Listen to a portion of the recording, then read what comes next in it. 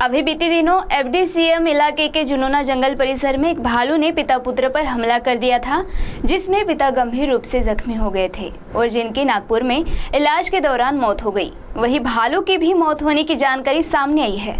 तो आइए सुनते हैं इसके संदर्भ में चंद्रपुर वन प्रकल्प विभाग के विभागीय व्यवस्थापक जीएस मोटकर ने विस्तार पूर्वक और क्या जानकारी दी। अभी बीते दिनों एफडीसीएम के जुनोना जंगल परिसर में एक भालू के हमले में पिता पुत्र जख्मी हो गए थे और यह घटना पूरे परिसर में खलबली मचाती थी और वन विभाग ने बड़ी मुश्किल से घंटों की कड़ी मशक्कत करने के बाद भालू को रेस्क्यू किया था। वहीं इस घटना में पिता काफी गंभीर जख्मी हो गए थे, जिन्हें सर्वप्रथम जिला सामान्य रुग्णालय में भेजा गया और उनकी हालत को देखते हुए उन्हें नागपुर भेजा गया। वहीं अब मिली जानकारी के मुताबिक गंभीर जख्मी पिता की भी मौत हो चुकी है तथा जिस भालू को रेस्क्यू किया गया था उसकी भी मौत हो चुकी है। तो आइए सुनते हैं इस संपूर्ण घटना के संदर्भ में चंद्रपुर वन प्रकल्प विभाग के विभागीय व्यवस्थापक जीएस मोटकर ने मीडिया को विस्तारपूर्वक क्या जानकारी दी।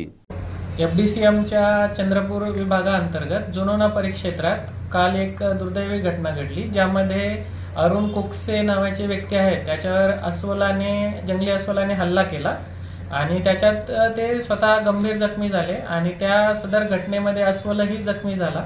तर अस्वलाची काल दुर्दैवी मृत्यू झालेला आहे।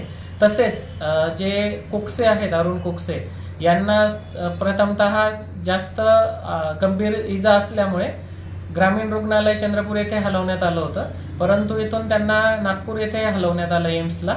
तर दुर्दैवी घटनेत त्यांचाही आज मृत्यू झालेला आहे। तर या सर्व घटनेची चौकशी चालू आहे। त्याच्यानंतर त्यांना जे कंपेन्सेशन मिळणार आहे 25 लाख आपल्या वाईल्ड लाईफच्या अटॅकमध्ये डेथ झाल्यानंतर त्याचीही प्रोसिजर चालू आहे।